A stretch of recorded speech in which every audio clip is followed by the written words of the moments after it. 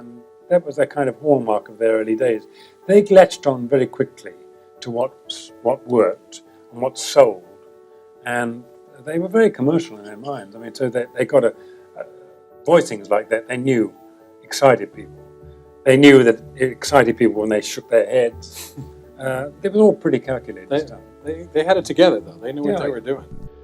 On a fall day in 1963, in the midst of their rapid rise to superstardom in Britain, John Lennon and Paul McCartney met at the home of Paul's girlfriend, Jane Asher, in London.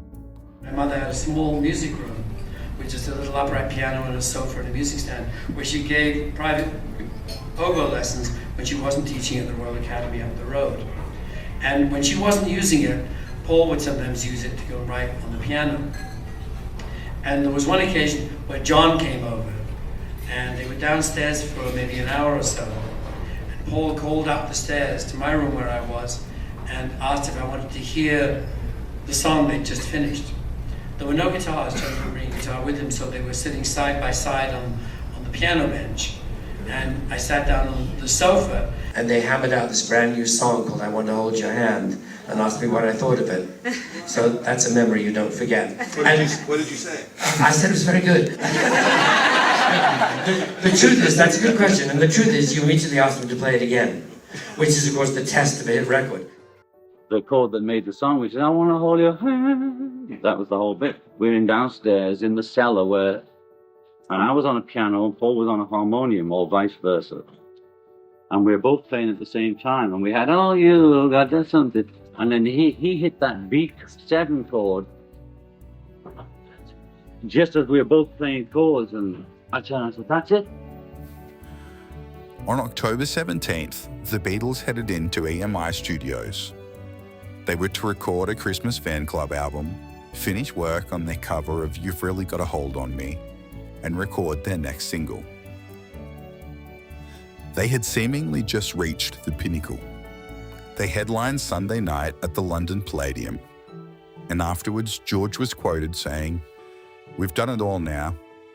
Everything that happens now will just be an anticlimax."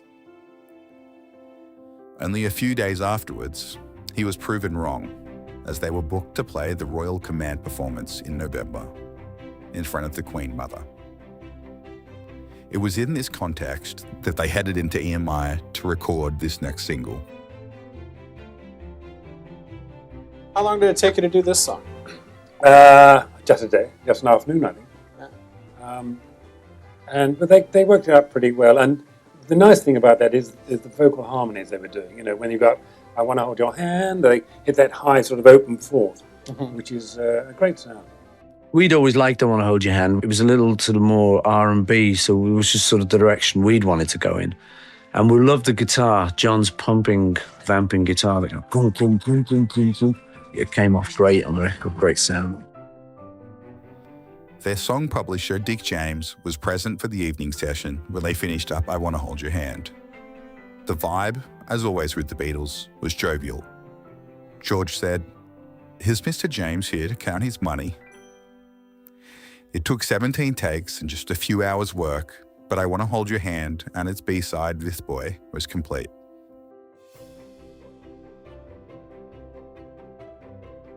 On November 7th, a few days after their iconic Royal Command performance, retailers were informed that the next Beatles single would be released on November 29. By 3:30 p.m. that day, stores had already sold over 500,000 copies in pre-sale. 2 weeks later, on November 21st, the first reviews of I Want to Hold Your Hand were published. Disc Magazine wrote, "This Lennon-McCartney composed coupling is going to delight the group's fans. I Want to Hold Your Hand has a crisp hand-clapping gimmick, and there's an identifying falsetto tremble at the end of the title phrase. It's not as wild as their previous release, but it's a steady, compulsive beater." Photographer Robert Freeman, who was close with John at the time, recalls showing John some jazz and experimental music. One track Freeman had introduced to him featured a musical phrase repeated as if the record had stuck. According to Freeman, John used this effect on the lines, "I can't hide, I can't hide, I can't hide." On November 29th, the single was released with massive amounts of sales and adulation from fans, not unlike their previous singles. But this time, America took notice. We were trying to get in America all the time. Please Please Me became a hit. We sent it over to Capitol Records, which EMI owned, and said, "Can you please release this record?" And they said, "Sorry, it wouldn't mean anything in this country." And we were a bit disappointed, but well, they should really know their own market. We're only English, we don't really know. And then when the second record came out, we said, "Will you try this one? You know, this is a good one. You know, you guys really don't know how to make American records. I'm afraid it's not very good." I really thought She Loves You would have broken the American. But if you think of our frustration here, we were being turned down by the company which EMI actually owned. And I was so frustrated by this. I said, well, if they're not going to let us, if they're not going to put it out, they can't deny us other people putting them out. So I would then take the record back from them and try and get it out with another label. And I did negotiations with Swan and with VJ, each of whom, very tiny labels in the States, took one or the other titles. And they put those records out in America. And of course, being small labels, they didn't make a great deal of success. And that was the way it worked out. We released Please Please Me, flop. From Me to You, flop. Changed record labels, released She Loves You. They'd all been big hits in England, all been number one. All of them flops, nothing. But by this time, the news from England and Europe was overwhelming that they were a hit group. And they had to take them more seriously than they'd done before. And it wasn't until after a year had passed that eventually the gradual build-up of the Beatles and the fame that they created in England got through to the American press. And also, the Swan and VJ labels were making inroads. They were selling by this time. Mm-hmm. And it happened at a time when eventually Capitol couldn't resist it. And when I Want to Hold Your Hand came along, they knew darn well they couldn't refuse that one. It was just impossible. Capitol Records' Dave Dexter, who was in charge of screening foreign acts for the American market, continually refused to sign the Beatles, despite their unprecedented success in the UK. Even after hearing I Want to Hold Your Hand, he turned them down again. Frustrated, Brian Epstein decided to bypass Dexter and call the president of Capitol, Alan Livingston. Livingston listened to their records and liked the group and Epstein, and he agreed to sign them. But Brian insisted that Capitol could only sign the Beatles if they spent $40,000 promoting the single. This is almost $500,000 in 2026 if adjusted for inflation, and never had that amount been spent promoting a single before. But Livingston agreed. And so heavy promotion of the Beatles began in the US, and a release date of January 13th was set.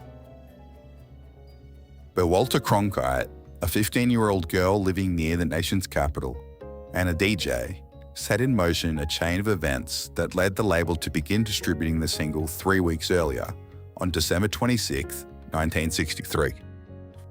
Okay, there was a telecast, CBS Cronkite, in the evening, and Alexander Kendrick was a CBS reporter in England, and he did a piece about this fab gear group called the Beatles and how popular they were and how the kids were going absolutely nuts.